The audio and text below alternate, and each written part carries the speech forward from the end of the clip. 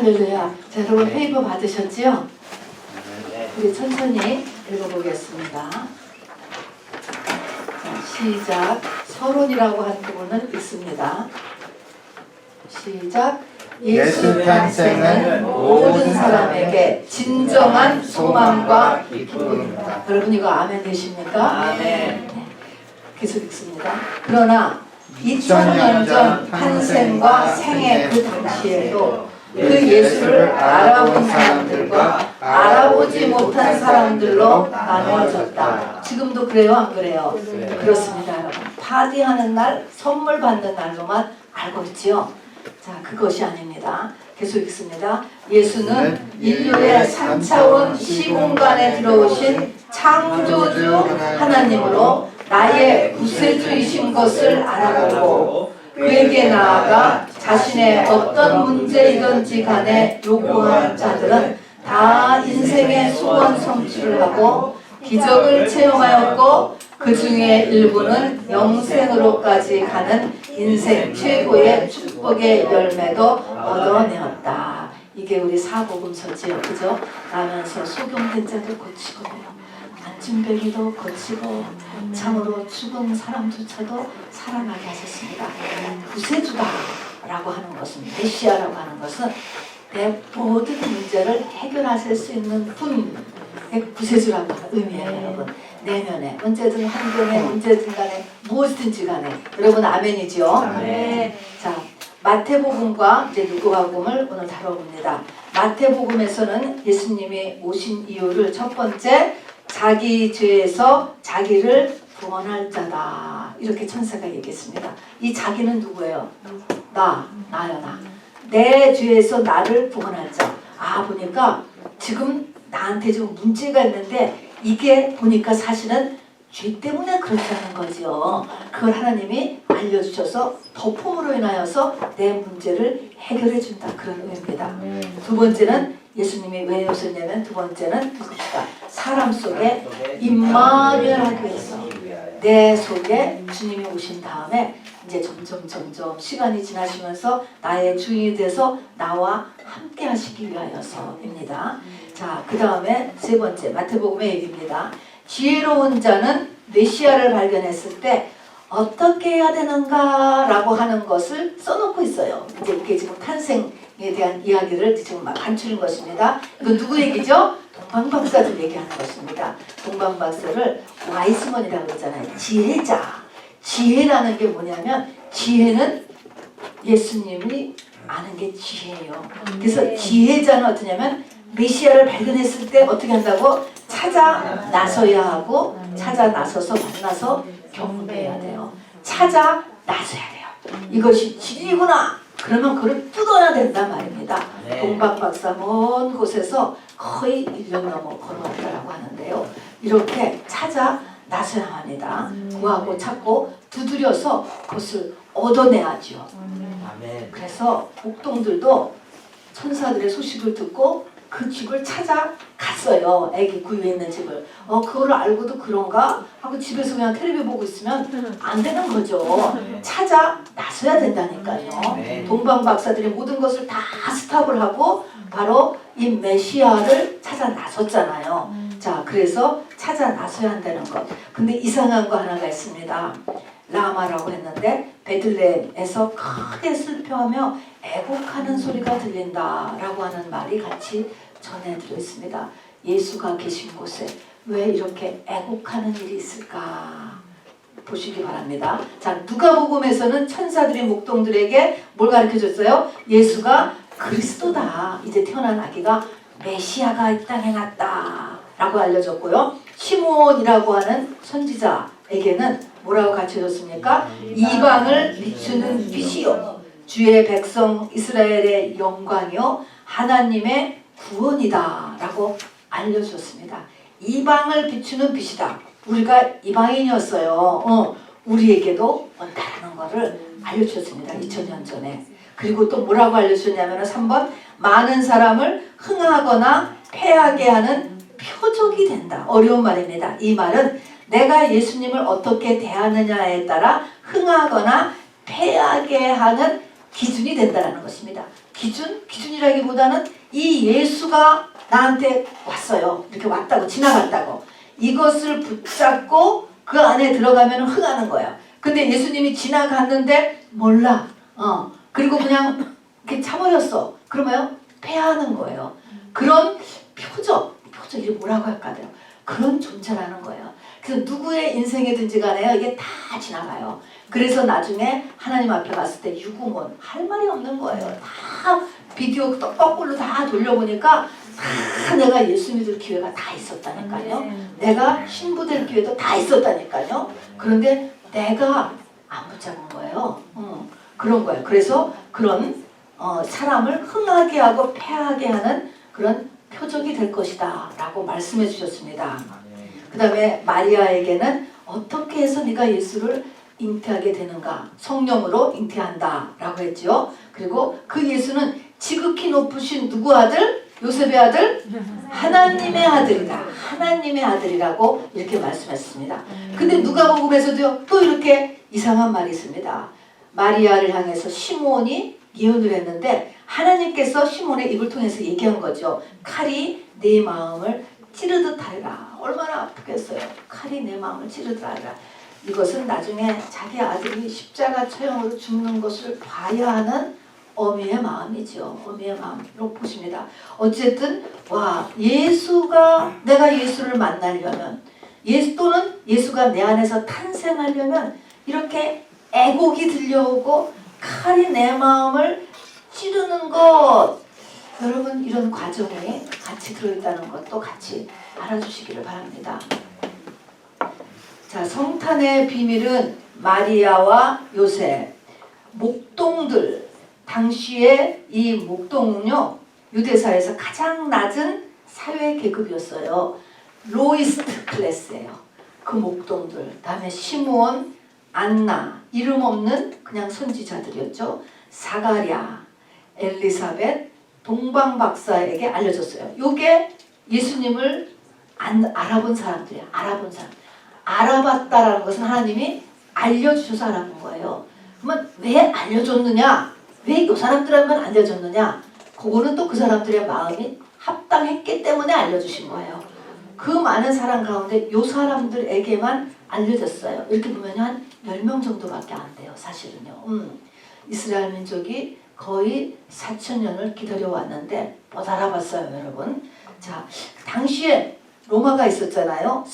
로마의 세계 최강의 지도자였던 가이사 아구스도가 누가복음 2장에 나옵니다. 그가 가이사 아구스도가 명을 내려 천하로다 호적하라 라고 하는 이런 명을 내려는 아구스트도 나와요. 근데 예수님 몰랐어요, 여러분. 그리고 이것 때문에 이제 요셉이 아내 마리아를 들고 호적하러 고향으로 이제 가는 일이 나오죠. 그 다음에 구레노라고 하는 총독, 헤롯 같은 분봉왕, 높은 사람들이죠. 대통령, 이런 국무총리 이런 사람들입니다. 가야바와 안나스 같은 대제사장이 있었고요. 또 바리새인, 서기관들, 장로들이 있었습니다. 이런 사람들한테 하나님이 하나도 안 가르쳐 주셨어. 높은 사람, 세상 높은 사람, 교회 높은 사람들에게 하나도 안 가르쳐 주셨다니까. 여러분 이건 참 놀라운 일인 것 같아요. 종말에도 이렇게 되면은 이렇게 되기가 쉬운 거죠. 종말이 아니고 재림 때도 말입니다. 그리고 당시로서 보면 로이스트 클래스인 목동들, 갈릴리 나사렛의 노동자인 요셉보다 당신은 남녀 차별이 있었으니까 더 아래인 여자 마리아, 더 아래인 갓나나이, 이렇게 성경은 지금 그려놓고 있는 거예요. 그것에 비해서 로마 왕궁의 황금 침대에서 자고 있는 황제, 그리고 뭐 여러 가지 분봉왕, 총독, 또 뭐 대제사장 이런 사람들도 다 훌륭하게 살고 있었어요. 그리고 그들은 호위병들도 많았고 시중들은 하인들도 많이 둔 사람들이었습니다.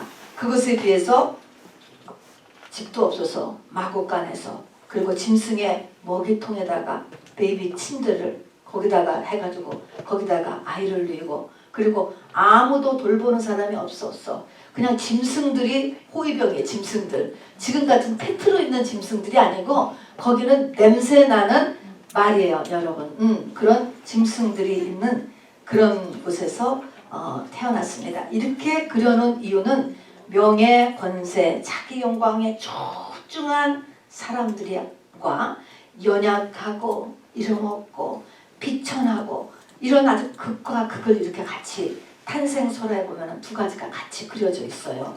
이 의미는 뭐냐면 예수님은 세상과 한편이야 아니야. 한편이 아니라는 거예요. 예수님과 세상은 원수라는 것입니다, 여러분. 절대로 세상이 예수를 환영하지 않습니다, 여러분. 이거를 반드시 알아두셔야 돼요.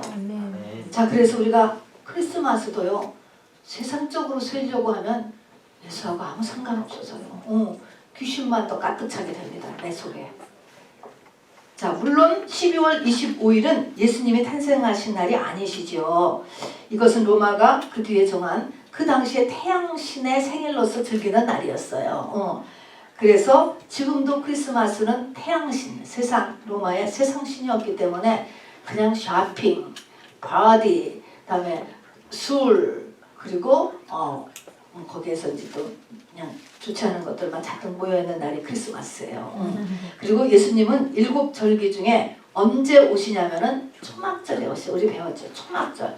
초림, 재림 전부 다 초막절이었어요. 그러니까 이게 늦가을이 됩니다. 늦가을. 그러니까 목동들이 밤중에 양을 치러 바깥에 있잖아요. 지금까지 눈 내리는 크리스마스는 밤에 못 나가 있지. 밤중에 양 치러. 그러니까 이제 우리가 눈 내리는 크리스마스가 좋기는 좋은데 사실은 눈 내리는 크리스마스가 아니에요. 가을입니다.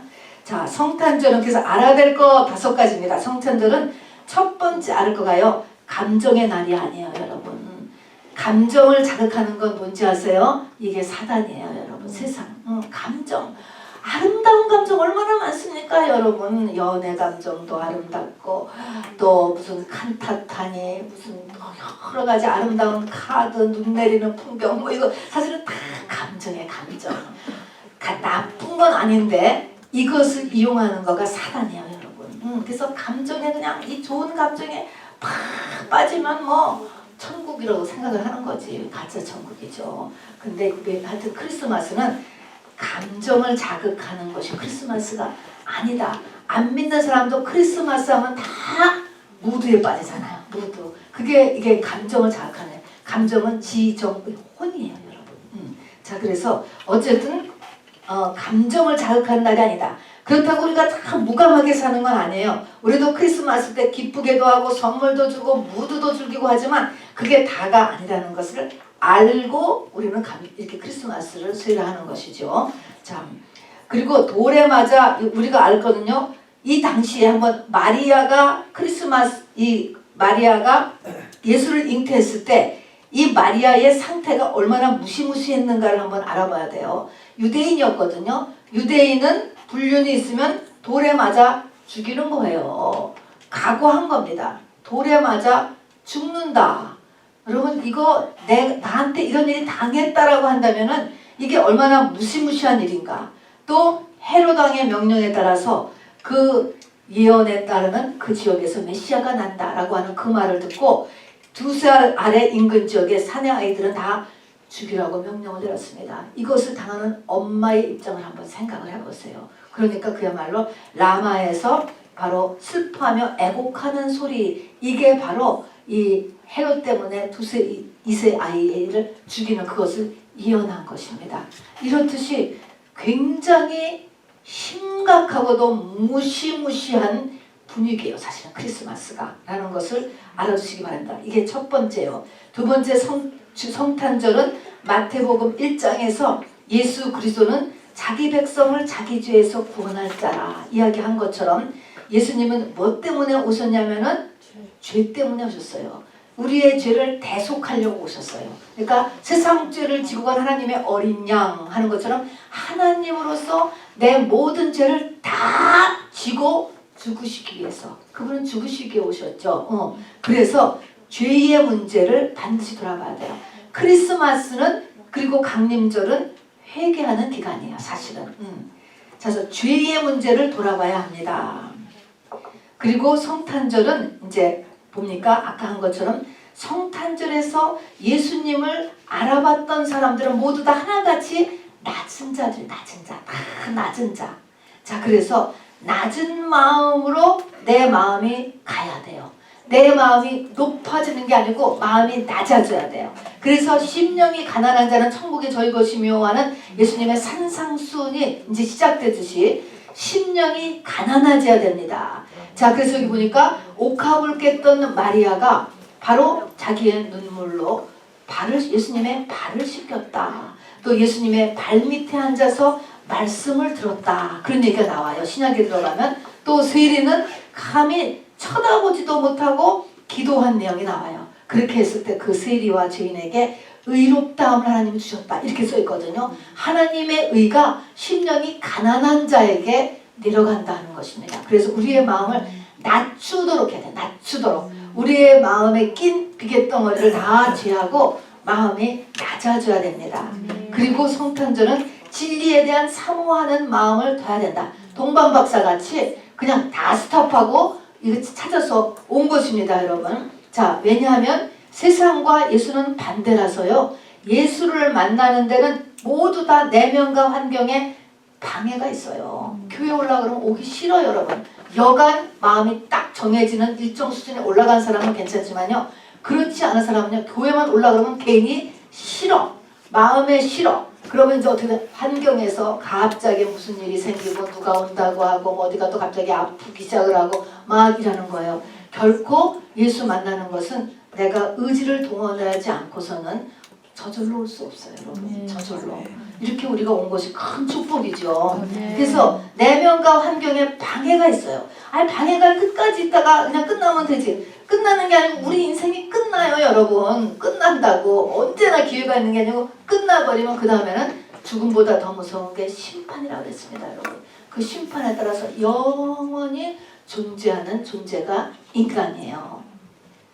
결론적으로 세상은 예수의 탄생을 환영하지 않습니다. 그래서 세상에 취하면 예수를 알아볼 수 있다 없다? 없어요, 여러분. 그래서 세상에서 아무리 세상을 열심히 해도 반드시 세상에 열심인 것만큼 교회에 열심히 해야 돼요. 그래야지 이게 밸런스가 맞아가는 것입니다. 그렇게 하려고 하면 하나님께서 또 도와주십니다. 자, 근데 이제 본론으로 들어갑니다. 하나님께서는 예수의 탄생 전에 6개월 전에 그 사촌이죠. 누가 탄생했죠? 세례 요한을 탄생시켰죠. 그래서 예수의 길을 예비하게 하였다는 것입니다. 그래서 예수님의 초림예수, 재림예수 전부 다 예비함이 필요해요. 준비가 필요해요. 우리에게 준비. 강림절은 그래서 이렇게 준비시키는 거예요. 준비. 그리고 또 우리가 재림예수를 맞기 위해서도 또 강림절이 필요해요. 또 그것도 준비해야 된다고 했습니다. 준비. 어느 날 갑자기는 만나지지가 않는 거예요. 연합이 안 되는 거예요. 자, 그래서 준비되지 않으면 복을 받을 수도 없고 문제를 해결할 수도 없습니다. 우리 누가복음 3장 1절부터 5절까지 이제 어떻게 구체적으로 준비하느냐 하는 것입니다.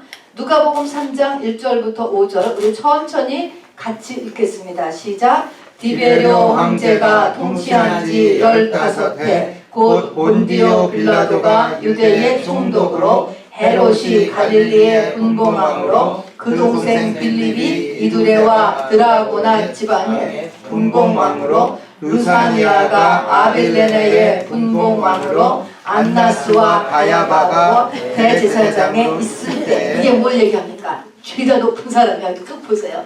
죄가 높은 사람. 너무 높은 사람이 있는데 하나님 이 사람들을 스쳐 지나갔어요.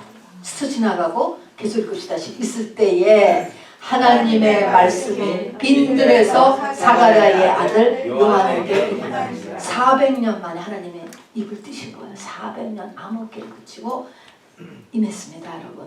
3절 읽읍시다. 시작. 요한이 요단강 부근 각처에 와서 죄사함을 받게 하는 외계의 침례를 전파하니 이것도요. 요한이 그냥 외계의 세례를 전파했다 이렇게 했는 게 아니고 이걸 누가 시킨 거예요? 하나님이 시킨 거예요, 여러분. 하나님 사가랴 아들 요한에게 임해서 요한이 이거를 했다라고 하는 사실인 것입니다. 4절 읽읍시다. 선지자 이사야의 책에 쓴 바 광야에서 외치는 자의 소리가 있어 가르되 너희는 주의 길을 준비하라. 그의 오실 길을 곧게 하라. 이것을 왕의 길이라고 하죠. 왕의 도 이런 말을 쓰는데요. 왕은 오려면은 항상 정말 임금이 나신다 그러면 그 길이 그 마차가 쫙 갈 수 있도록 그리고 여러 수행원이 같이 갈 수 있도록 길을 반드시 다 닦아놔야 되는 필수. 이게 닦아지지 않으면은 왕이 행차를 안 하는 거예요. 못해. 왕의 가마가 갈 수 없는 거예요. 길이 준비돼야 돼. 자 그러면 지금도 내가 예수님이 나한테 오셔야 되잖아요. 오시기 위해서 이제 지금 뭐가 필요하면 5절 4가지 우리 공부한 겁니다. 시작. 모든 골짜기가 메어지고 모든 산과 작은 다 낮아지고 굽은 것이 곧아지고 험한 길이 평탄하여질 것이요 모든 육체가 하나님의 구원하심을 누리라 함과 같으니라. 이것만 되면 지금은 이방인이든 여자든 남자든 흑인이든 백인이든 한국인이든 중국인 누구나 모든 육체가 하나님의 구원하심에 해당이 되는 거예요. 자 그런데 이 길이 4가지를 우리가 해야 되는 것입니다. 자 성탄 전까지 우리는 이 4가지 그러니까 여러 가지가 있는데요. 오늘 2가지씩만을 이따가 우리 기도할 때 꼭 돌아보시기 바랍니다. 이것이 안 되면은 차가 못 들어온다니까. 자 골짜기는 뭐야? 골짜기 내 속에 용서문 가는 사람이야. 골짜기 그 속에 이렇게 팍 포여있잖아요. 겉에서 보면 골짜기는 안 보여요. 산만 보이지. 근데 가까이 가서 보면은 골짜기가 있어가지고 이 골짜기 때문에 차가 못 가는 거예요. 그래서 용서 못하는 거하고 열등감 이 2가지 꼭 해결하고요. 산은 두말할 것 없이 교만함 그리고 자기 의존 그다음에 굽은 것은 잘못된 가치관 잘못된 삶의 양식 습관 여러분 2가지씩만 꼭 이따 기도해야 돼. 다음에 험한 길이 험해 이거는 왕이 가는데 길이 그냥 울퉁불퉁하고 관계가 안 되는 거야. 차가 갈 수가 없어요. 이 험한 길을 저는 고린도전서 13장 사랑장에서 보려고 합니다. 왜냐하면 하나님은 사랑이시거든요. 우리의 이 신앙생활의 최고의 고지는 사랑이야. 물론 아가페 사랑을 얘기하는 거야. 에로스 사랑이 아니고 그 사랑을 갖다가 탁 펴버리면은 고린도 14장의 내용이 쭉 나와요. 하나님과 사람에 대해서 인내하고 하나님과 사람에 대해서 온유하고 하나님과 사람에 대해서 시기하지 않고 이런 쭉 적어도 인내, 온유, 시기, 자랑, 무례함, 성냄, 진리를 기뻐하고 불의함은 안주하고 이런 이런 것 중에서 여러분 2가지만 뽑아서 여러분 집중 기도하기를 바랍니다. 여러분 무례하잖아요. 사람한테 무례하면 인간관계가 돼요 안 돼요?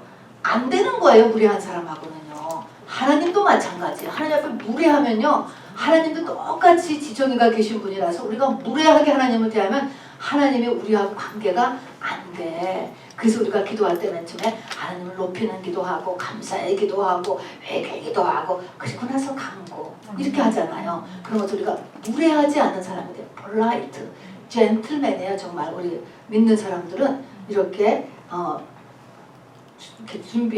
준비된 사람이 되기를 바랍니다. 그래서 골짜기 산 굽은 거 험한 길 요거를 우리가 꼭 준비하시기 바랍니다. 자 오늘은 이제 본론에 들어갑니다. 신약에서 알려주는 예수님의 2 아이덴티티는 여러분 꼭 암송해야 됩니다. 뭐라고 그랬습니까? 세례 요한이 예수님을 딱 보고 알아봤잖아요. 뭐라고 알아봤어요? 세상 죄를 지고 가는 하나님의 어린 양이다 라고 딱 하나님이 알려주신 거예요. 그렇게 했습니다. 이거는 무엇을 얘기하냐면 예수 중에서도 초림 예수. 자 그런데 마태복음 25장에 가면은 보라 신랑이로다 이런 말이 나와요. 이것도 하늘에서 내려온 말이에요. 이거는 어떤 예수일까요? 재림 예수예요.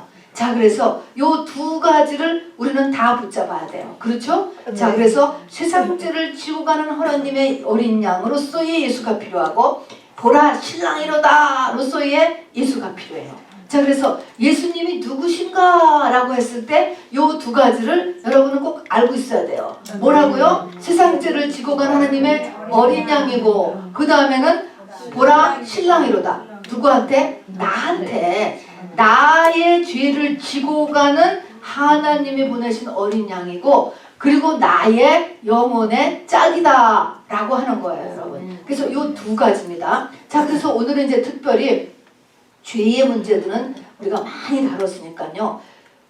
두 번째 재림예수를 똑같이 우리가 준비하는 부분을 살펴보려고 합니다. 보라 신랑이로다 준비하기 위해서 신랑, 결혼식, 결혼 이걸 하기 위해서 뭐가 준비돼야 되죠? 예복, 예복. 마태복음 22장 11절부터 14절까지를 한번 찾아서 앞에 분 한번 읽어주세요. 마태복음 22장 예복이 없으면 어떻게 되는가? 22장 11절부터 아무 옷이나 입고 한다가 안 되는 거예요. 그냥 아무 옷이나 입고 한다. 결혼식 아무 옷이나 입고 한다. 평상복으로 한다가 안 돼. 네. 22장 11절부터 14절.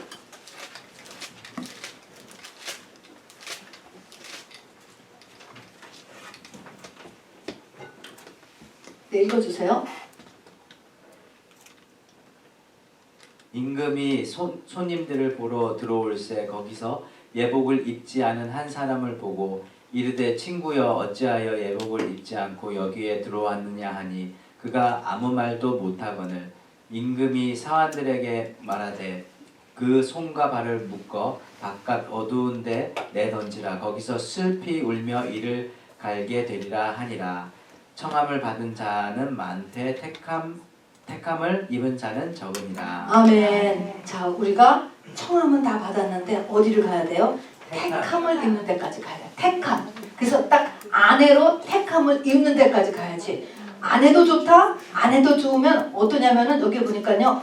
손발을 묶어 바깥 어두운 데로 내던지는데 거기서 슬피 울겨 이를 가게 된다. 이거는 사람의 감정이에요. 그때 가서 부딪히는 현실은 뭔지 모르지만 말할 수 없이 억울하고 이를 갈 만큼 억울한 상태다 하는 거예요. 이건 사람의 상태를 이야기합니다. 자, 그래서 예복을 준비해야 돼요. 그래서 오늘은 본론이 옷에 대한 것입니다. 옷, 영적인 옷이에요, 여러분. 영적인 옷. 자, 첫 번째, 원죄가 생긴 후에 원죄가 생겼어. 아담 하와가 죄의 선악과를 먹은 다음부터 성경에 보니까 그들이 첫 번째 한 일이 뭐냐면 무화과 나뭇잎으로 옷을 입었죠. 그전에는 부끄러운 거 없었잖아요. 하나님의 영광의 옷이 이렇게 입혀져 있었습니다. 그 영광의 옷은 완전한 만족이에요. 자기한테 뭐가 부끄러운 부분, 수치스러운 부분, 부족한 부분이 있다라는 것이 없어요. 그런데 갑자기 이게 딱 벗겨지고 나니까 이게 무화과 나뭇잎으로 얼른 자기의 부끄러운 부분을 가렸다라고 하는데 밑줄에다가 이것을 누가 했느냐면 자기 힘으로 자기가 했다는 거야. 자기가. 이제부터 자기가 하는 거야. 이게 자기가 해서 이게 지금 문제가 되는 거예요. 그전엔 하나님이 다 해주셨어요. 그 옷을 영광의 옷을 입혀주셨는데 이게 자기 힘으로 무화과 나뭇잎으로 옷을 해 입었습니다. 그때부터 이제 지금까지 계속 우리가 다 무화과 나뭇잎으로 옷에 입느라고 평생을 사는 거예요. 그래서 자기 스스로 자기의 허함을 가리우려는 치열한 노력을 하잖아요. 공부를 잘할까? 돈을 악착같이 많이 벌어볼까? 무슨 수를 해서든지 이쁜 여자가 한번 돼볼까? 별짓을 다 하게 하잖아요. 하나님이 아니다라고 무너뜨리면은 또 하고 또 빼면은 또 무슨 수로서 그걸 맞추려 쓰고 지금 무화과 나뭇잎으로 자기를 포장을 하는 일을 하는 것이 사람의 삶이에요. 자, 그래서 자기의 허함을 가리우려는 치열한 노력을 하는 거예요. 그런데 아무리 노력을 해도 이것이 되느냐 안 되느냐? 안 된다라는 게 안 된다. 무적행이에요, 여러분. 무적행. 지옥은 우리 안에 있어요. 이 선악과 마귀는요 끝이 없는 거예요. 이거 다 하고 나면 또 다음과 또 허함이 또 오고 여기에 되면 조금 있으면 또 다른 허함이 오고 끝이 없어요. 끝이 없어. 죽을 때까지 만족이 없어요, 여러분. 완전한 만족이에요. 자, 그래서 자랑거리를 만드는 거죠. 그냥 어떻게 해서든지 자랑. 그 다음에 자기의 인간적인 선함, 학을 쓰고 하는 노력.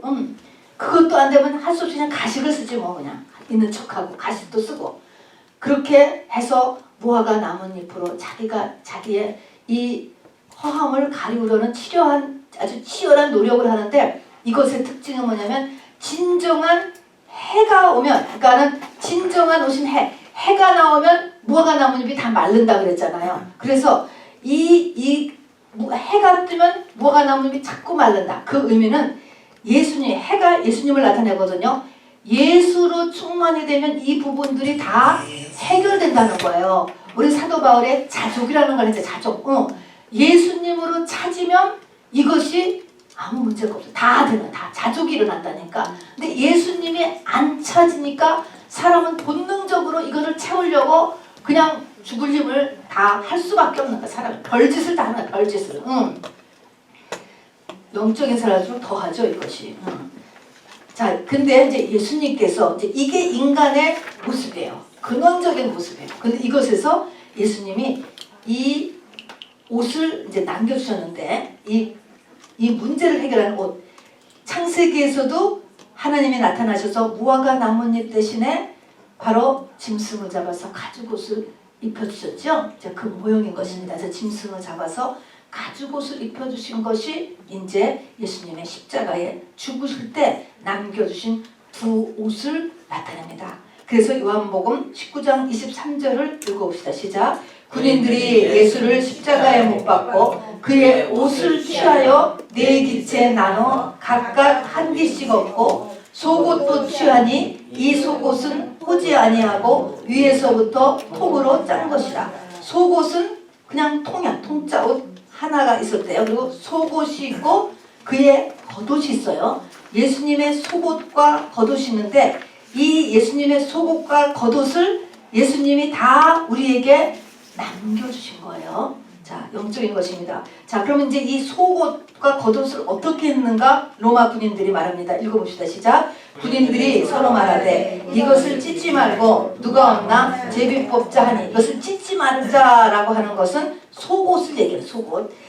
찢으면 이제 못 입으니까 찢지 말고 제비 뽑아서 한 사람이 갖자. 지금은 이게 옷이 아무것도 아니지만 당신은 옷이 천이 귀하기 때문에 굉장히 귀했다고 합니다. 그래서 이것을 제비 뽑아서 갖자. 그런데 이것이 예언되어 있습니다. 예언되어 있었습니다. 이는 성경에 그들이 내 옷을 나누고 내 옷을 제비 뽑나이다 한 것을 응하게 하려 함이니라. 이런 말씀입니다. 그럼 여기서 예수님이 십자가상에서 죽으실 때 속옷과 겉옷을 놓고 갔고 속옷과 겉옷을 십자가에 달릴 때 입이 다 십자가 처형할 때는 다 나체로 죽이는 거예요. 그것을 다 벗어났다. 그러면은 엄청 창피하겠지. 나이가 30인데. 자, 그러면 속옷은 찢지 않았어요. 그것을 찢지 않았다라는 것에서 통으로 하나예요. 그거는 구원자는 예수.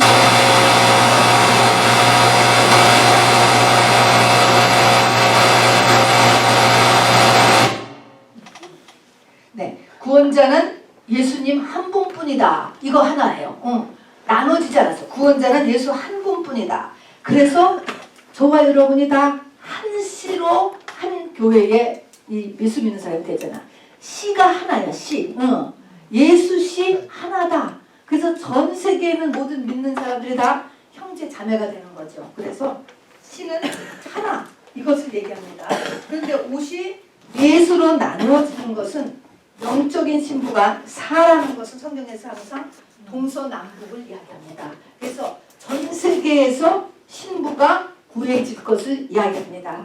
자, 그러면 당시에는 유대 남자들이 이렇게 네 가지의 옷을 이렇게 입었다고. 옷이 아니고 남자들의 물품이 돼가지고 지금으로 하면은 털어놔도 우리 요새만 해도 다 털어놓으면 한 10가지는 될 것 같은데 안경까지 다 하면은 10가지는 안 되겠어. 당시에는 네 가지였대 보통. 자, 그래서 네 가지가 뭐냐면은 보통 겉 두르는 거, 허리띠, 머리에 쓰는 터반, 샌들 이렇게 네 가지를 하나씩 나눠 가졌다는 얘기가 됩니다. 그래서 겉에 입었던 옷은 나눠 갖고 속옷은 찢지 않고 그냥 한 사람이 갖고 이렇게 됐다는 거예요. 자, 그럼 이런 것들을 예수님이 우리에게 남겨주시고 그리고 발가벗겨져서 수치를 당하시고 죽으심으로 속옷과 겉옷을 우리 모두에게 남겨주셨는데 특별히 이 겉옷, 뭐 속옷도 마찬가지예요. 속옷, 겉옷이 이 옷에 하기 전에 채찍질을 했지요. 가시면류관을 씌우셨죠. 피가 묻었을 것 같아. 안 묻었을 것 같아. 피가 엄청 많이 묻었겠죠. 이 옷이. 이게 바로 계시록에 나오는 피 뿌린 옷이 되는 거야. 피 뿌린 옷.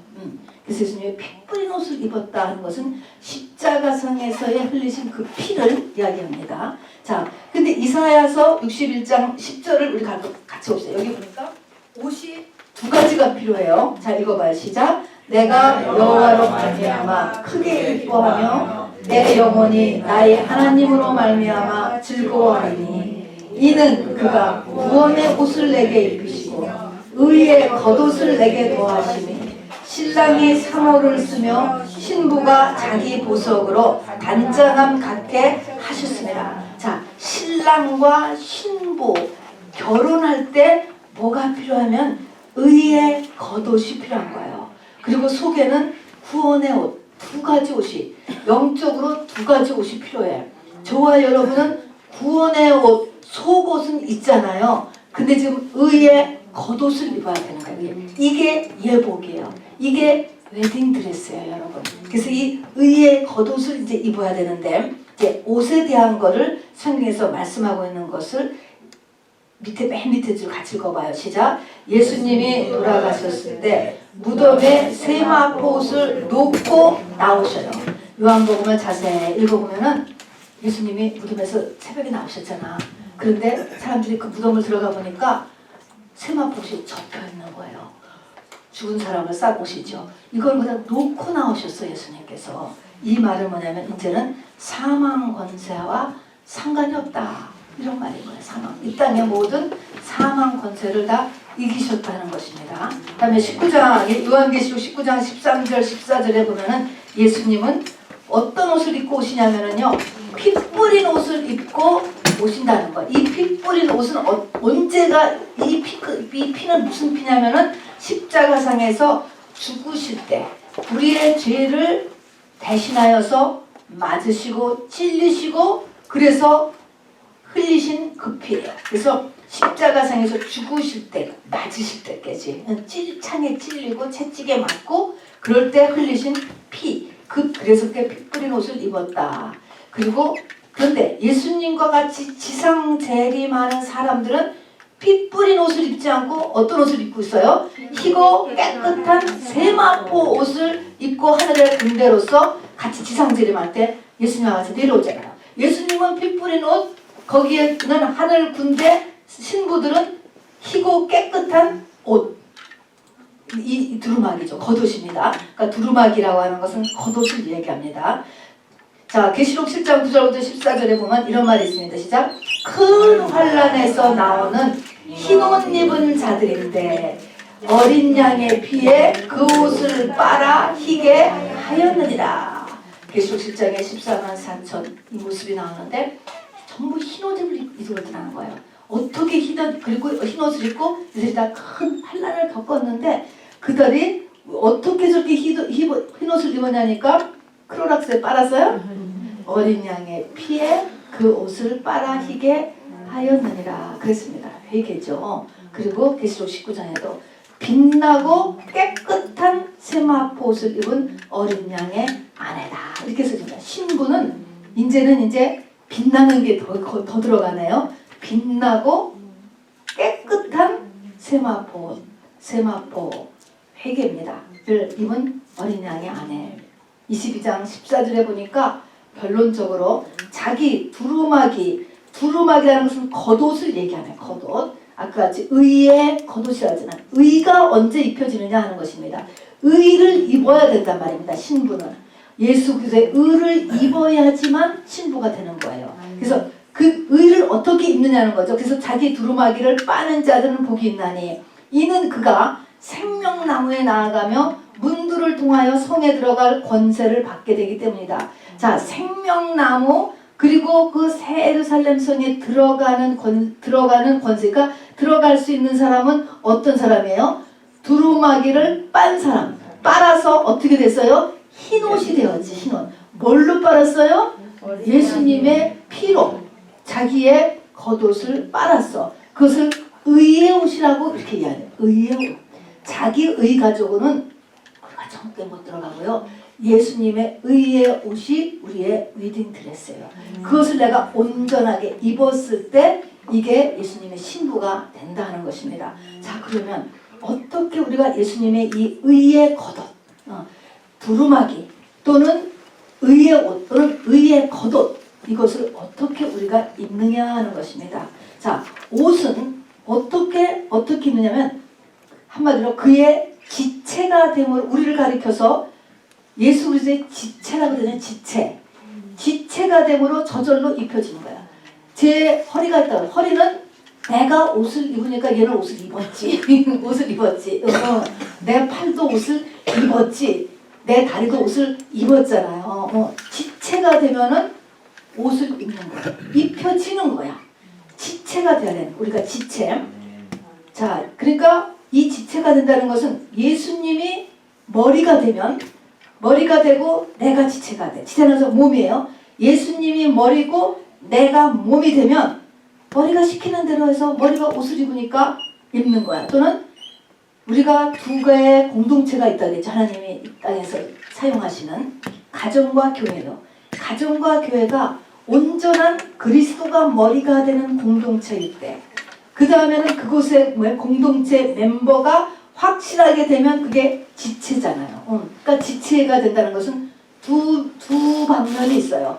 내 머리가 잘려서 세례 요한같이 내 머리가 잘리고 예수가 붙든가, 그 다음에는 내가 어떤 이런 공동체에 확실하게 지체로서 붙든가, 지체로 붙는다는 것은 한 피가 서로 통해야 되는 거예요. 그리고 다 같이 다 형제 자매가 되는 거예요. 손이 떨어져 나가면 아무 손이 없잖아요. 못생겨도 내 손이고 나빠도 내 눈이고 다 우리가 한 나의 부분이야. 이렇게 여겨지고 생각되는 게 지체예요, 여러분. 그런 공동체의 지체가 되면은 이제 이 머리로 인해서 옷이 입혀지는 거예요. 머리라는 것은 뭐냐? 머리는 왕을 얘기해. 왕. 뭔가 헤드다. 주인을 얘기해요. 우리 옛날에는 남편을 주인, 우리 주인이 이렇게 여자들이 얘기했었어요. 주인 또는 통치자, 남편. 이게 머리로 표현돼요. 머리. 그러니까 머리는 이런 역할을 하는 거예요. 그러니까 머리가 예수의 머리가 된 거예요. 나의 왕이 예수, 나의 주인이 예수, 나의 통치자가 예수, 나의 남편이 예수. 이게 머리잖아요. 이렇게 돼서 내가 지체가 되면 그 머리가 입는 옷을 입게 되지, 당연히. 입게 되니까 의의 겉옷을 입게 되는 것입니다. 교회의 머리는 예수예요, 여러분. 그러니까 교회의 머리가 확실하게 예수다 라고 하면 우리가 이 교회의 지체로서 잘 우리가 활동하고 살면 우리가 이렇게 의의 겉옷을 입는 데까지 우리가 다 갈 수 있는 것입니다, 여러분. 자, 아담 하와의 범죄는 선악과를 먹었어요. 자기들의 머리가 원래는 하나님이었어요. 하나님인 것을 누구로 바꾼 거예요? 자기 자신이 하나님이 됐잖아요. 선악의 기준을 내가 한 거예요. 그래서 아담 하와는 머리를 자기 자신의 머리로 바꿨습니다. 근데 사실은 그게 내가 머리가 된 거예요? 누가 머리가 된 거예요? 마귀가 머리가 된 거예요. 실은 그 후로 마귀가 나의 머리가 된 거예요. 그런 다음에 그놈의 마귀는 원래 간교하잖아요. 내 속에서 내 생각과 내 마음에다 끊임없이 넣어줘요. 내가 왕이야. 내가 주인이야. 내가 내 인생이야. 내 인생. 내가 왕. 그리고 내가 왕 되고 싶어. 내가 왕해야지. 내가 내 인생의 주인이지. 계속 우리에게 이렇게 속삭여요. 내가 왕이면 주변 사람들은 다 종같이 부르고 싶은 거지. 그냥 자기를 위해서 살기를 원하는 거죠. 그리고 왕이 되고 주인이 되려고 평생을 몸부림치는데 돼요, 안 돼요? 몸부림치다 그냥 죽는 거예요. 안 된다니까. 이게 성령 받은 사람은 절대로 더 안 돼요. 김정은 같은 사람이 어쩌다 한 명이나 되는 거지. 누구나 그렇게 다 될 수 있습니까? 왕같이 놀지. 그렇지만 안 되잖아요. 하나님께서는 우리에게 끊임없이 말씀하십니다. 예수님이 네 왕이 되어야 네가 왕이 될 수 있다라고 우리에게 말씀하세요. 근데 이렇게 하기 전에 내가 자꾸 왕이라고 해. 그래서 우리 표도 항상 예수 Jesus is king. 항상 저는 가는 데마다 이렇게 써붙이잖아요. 네가 왕이 아니야. 응. 주님이 왕 돼야지 돼. 그러면 네가 왕이 돼. 응. 이것입니다. 자, 그래서 그런데 어떻게 그럼 내가 교회 공동체의 완전한 지체로서 이렇게 교회를 다닐 수 있고, 그랬고 또 어떻게 내 머리가 예수로 바뀌어질 수 있는가? 왜 못 붙지? 뭐 때문에 못 붙지? 공동체 왜 차상 못 붙지? 내 머리하고 이게 왜 이렇게 안 되는 거죠? 뭐를 해야 되는 거죠? 못 붙는 이유가 뭐예요? 뭔가 연합이 안 되는 이유가 뭐예요? 죄 때문에 안 되는 거예요. 그래서 결국은 다시 또 회개가 되는 겁니다. 회개. 어떻게 내가 공동체 지체가 되고 내 머리가 예수로 바꿔지냐? 의의 겉옷은 그래서 뭐로 한마디로 하면 또 뭐예요? 회개로 되는 거예요. 결국은. 결국은 회개고 그 과정은 이렇게 온전한 지체의 역할을 우리가 할 수 있는 것이죠. 자, 이 시대의 영적인 주의사항을 좀 보겠습니다. 400년간의 신구약 중간기라는 영적 암흑 속에 오신 예수님께서는 재림 때도 깜깜해진 것 속에 오게 됩니다, 여러분. 세상은 엄청나게 발전하죠. 앞으로 굉장히 발전해요. 그거하고 전혀 상관이 없어요. 영적으로는 깜깜하다. 또다시 신구약 중간기가 또 오는 거예요, 여러분. 깜깜할 때 오셔요. 재림할 때도. 그래서 마태복음에 있는 대로 흑암에 앉은 백성이 큰 빛을 보았다.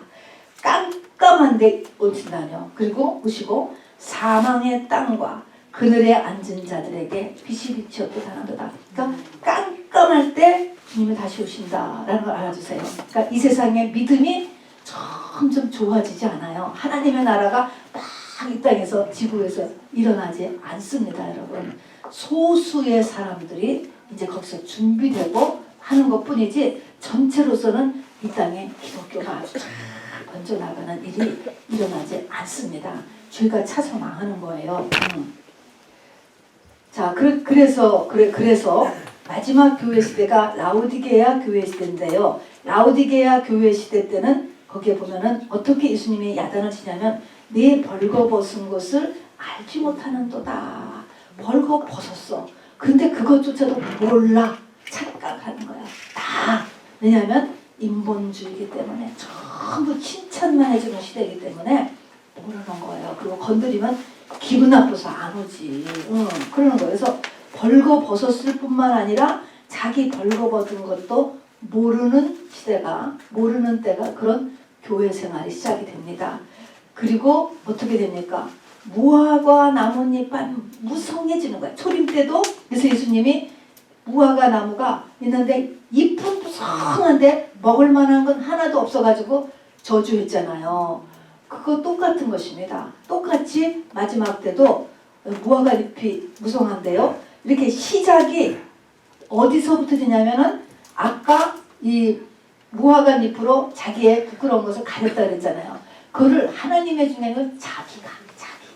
시작이 자기에게서 시작된 거야. 하나님으로 내서 게 아니고 자기에게. 이것을 인본주의 이렇게 얘기하는 거예요. 신본주의, 인본주의.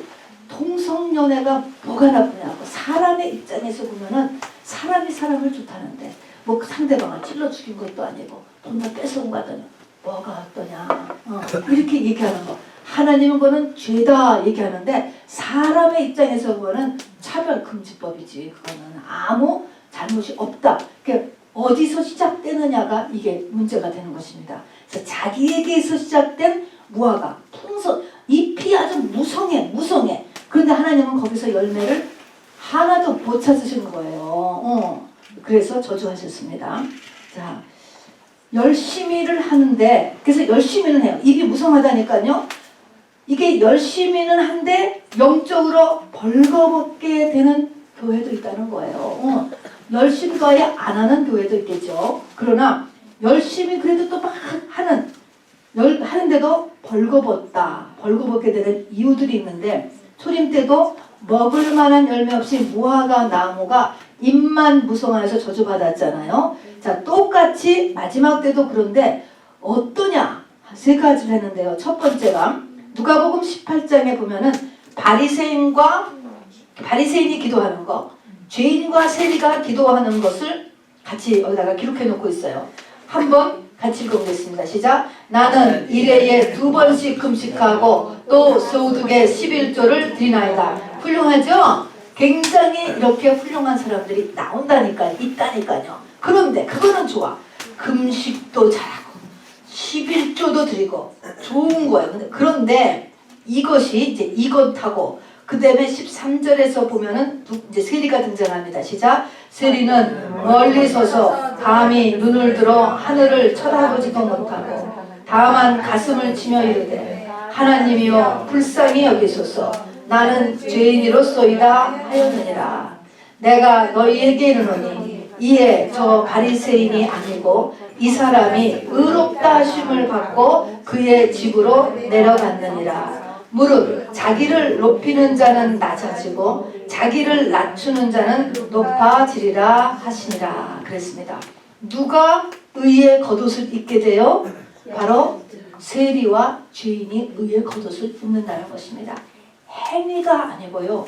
그 사람의 마음 상태요. 이 사람 나는 죄인이로소이다. 이렇게 기도했어요, 여러분. 뭐예요? 심령이 가난한 자가 돼야 된다는 것입니다. 심령이. 근데 심령이 가난한 거를 싫어해요, 사람들은. 심령이 아무것도 없어도 고집, 자존심으로 가득 차는 걸 좋아하지. 그리고 막 칭찬해 주는 거를 좋아하지. 심령을 낮추는 거를 다 싫어해. 사람이 싫어하는 게 아니고 그 안에 귀신이 싫어하는 거죠. 그래서 의의 옷은 이렇게 마음이, 심령이 가난해져야 입어진다.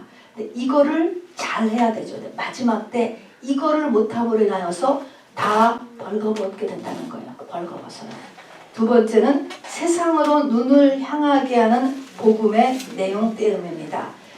이 복음이 성도의 눈을 세상으로 향하게 하면 안 돼요. 영원으로 향하게 돼요. 영원.